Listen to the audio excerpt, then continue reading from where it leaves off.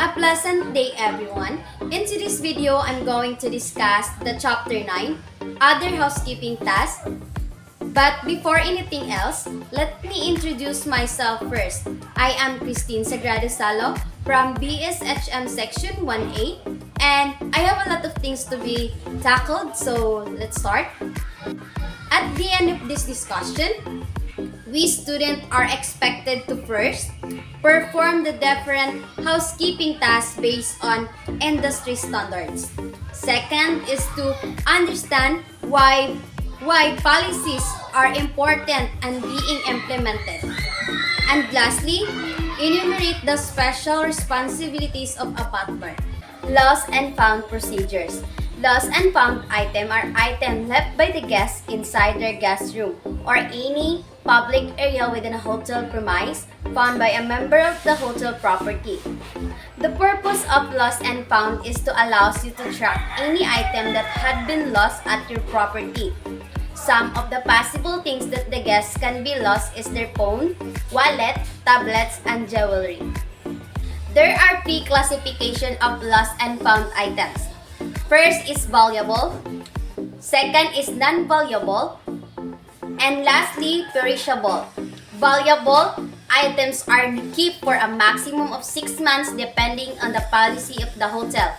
A separate locker or vault is designated for valuable items like by the guest. Non-valuable items are kept for a maximum of 3 months or again, depending on a hotel policy. The following procedure must be observed for lost and found items. First, once found, employees are required to bring the item in the lost and found area. Second, details must be recorded in the lost and found register regardless of the classification of the item. Third, if applicable, item must be placed in a plastic bag, noting details like serial number, date, place found, name of the person who found the item, etc. for easy identification. Valuable item must be placed in a locker or vault. Next, if the item has label or the item is found inside the guest room, the guest must be notified through email.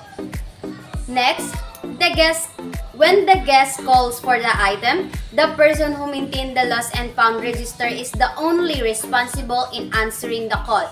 And lastly, once the item has been collected by the guest or sent to the guest, the lost and found register is updated. Babysitting service. Babysitting is not an easy task. It requires patience, talents, and charisma to click with your little guest. Babysitter must be licensed or the hotel staff must have child care training to be able to provide this kind of special service. The following must be observed. First, upon receipt of the request for the service, the housekeeping staff should note details such as room number, guest name, duration of babysitting service, number of babies or children to be taken care, child or children's name and age, child likes and dislike emergency contacts number from the guest. Next, the charges must be explained to the guest. The guest can either pay in cash directly to the babysitter or charge the service to his room number. Third, a babysitter disclaimer letter must be signed between the babysitter and the guest. Lastly, escorted by the housekeeping supervisor, the babysitter must arrive 15 minutes prior to the scheduled booking time. Once the child has been left to the babysitter, he or she must take care of the following. First, never allow the child to play with electrical appliances, water taps, matches, and other dangerous objects. Second, never bring the child outside the guest room unless emergency. Third, report to the housekeeping manager or duty manager right away in case of injury or illness. Butler services. Butlers are senior servants in a well-to-do household. From the old French word, batahe or cupbearer.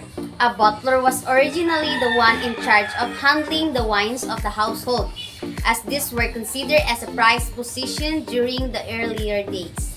As soon as the guest arrives, the butler will do the following. First, Coordinate with front office and housekeeping department to ensure accommodation is ready. Second, welcome the guests upon arrival. Third, process the registration in the guest room.